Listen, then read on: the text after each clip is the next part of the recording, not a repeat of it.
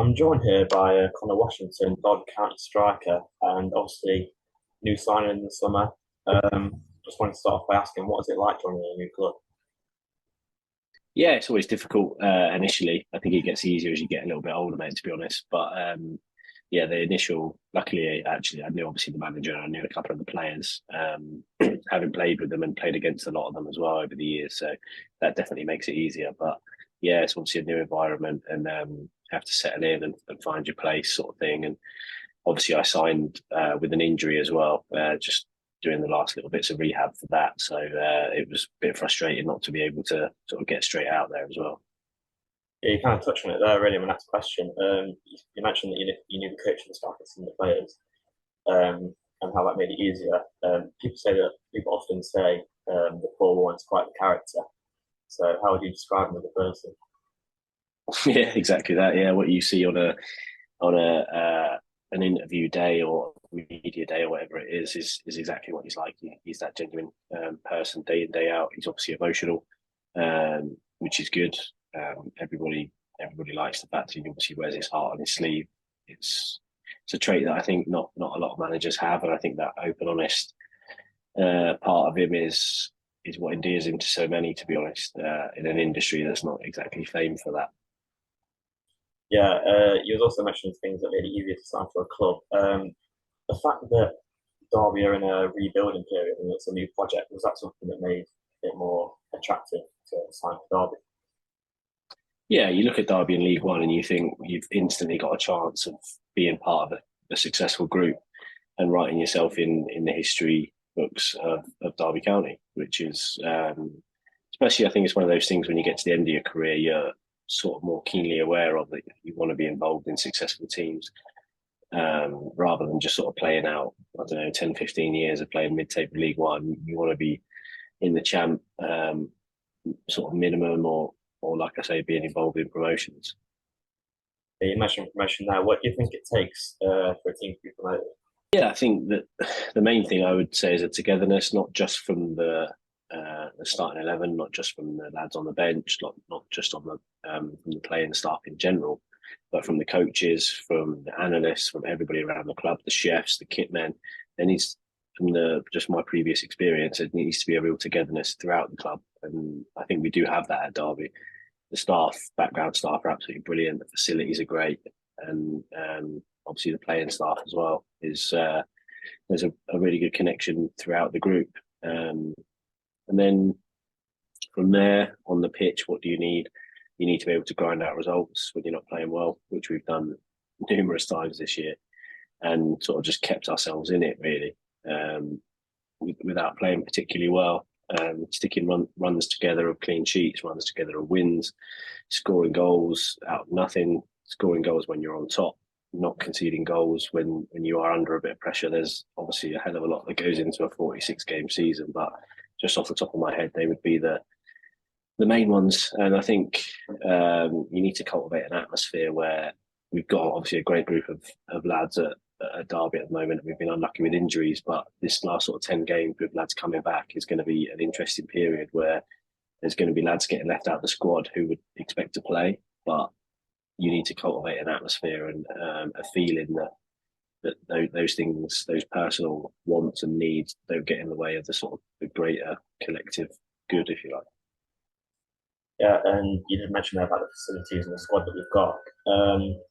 You've played and been successful at various levels in English football and also in Scotland as well. How much of a jump in quality would you say it is as you go up the divisions in terms of quality of players, facilities, and just general things like that? Yeah, well, I look at the facilities. Derby is right up there. Probably, if not the best. I know QPR have got a new training ground now, but Derby's is way better than the old one. Sheffield United have got a new one, but like I say, Derby's is better than that one as well. Hearts was good, but it was a sort of shared deal with the rugby. So yeah, the facilities are absolutely fantastic. There's obviously, with it being a Cat One academy as well, there's a hell of a lot of staff, really good staff as well, not just there for the sake of being there, sort of thing. They're contributing daily, and then if I look at it throughout the in terms of the levels. Obviously, I started off at Newport, where it was train where you can, really training at a university on most days, and we couldn't train there on a Wednesday. We'd always have a Wednesday off because obviously that's the uni social day. So it's been quite a journey, really.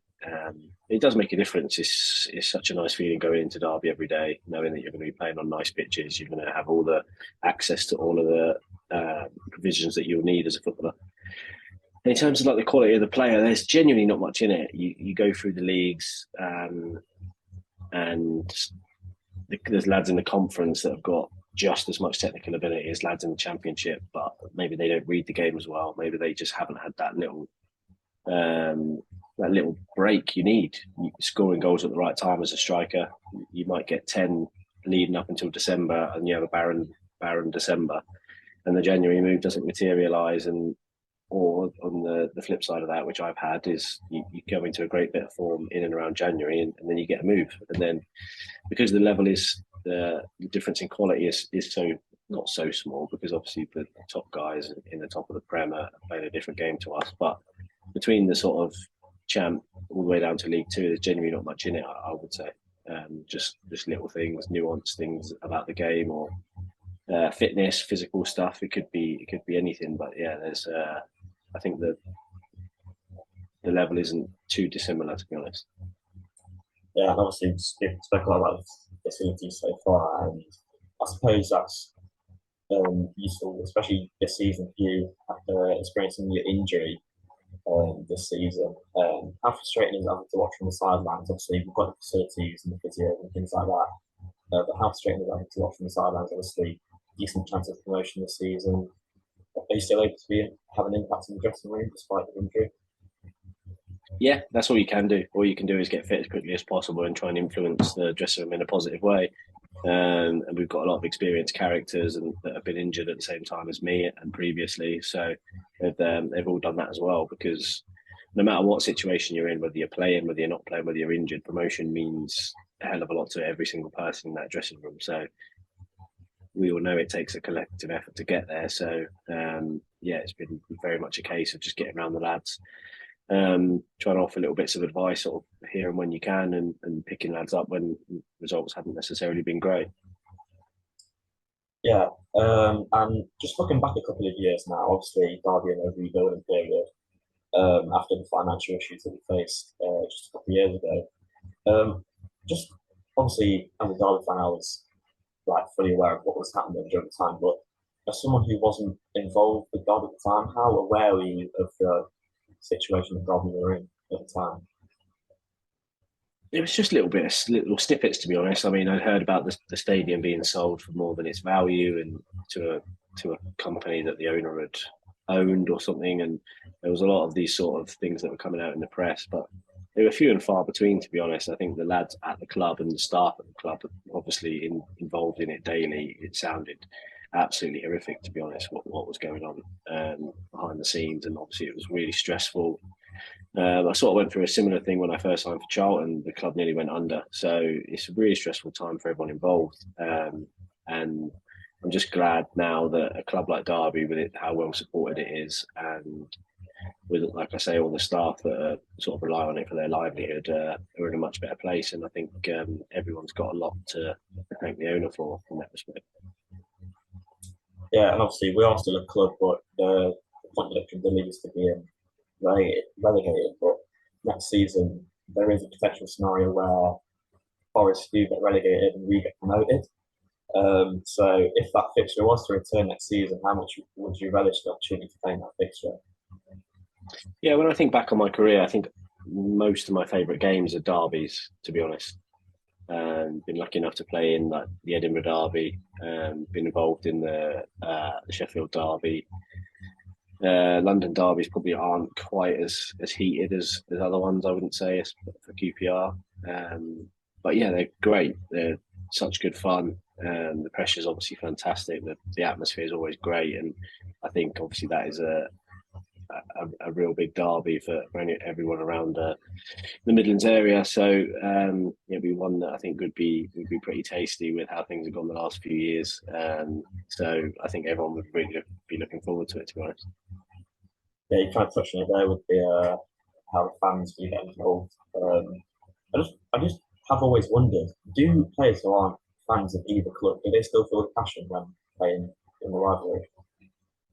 Yeah, for sure. You can't. It's infectious. It really is. I think the Edinburgh Derby was probably one of my favourites, to be fair. And obviously, I'm not from Edinburgh. I'm not a Hearts fan, or I don't hate Hibs. But for that 90 minutes, you can't help but get embroiled in sort of the passion that the fans are giving off. You hear all about it, run up to the game, how big a game it is.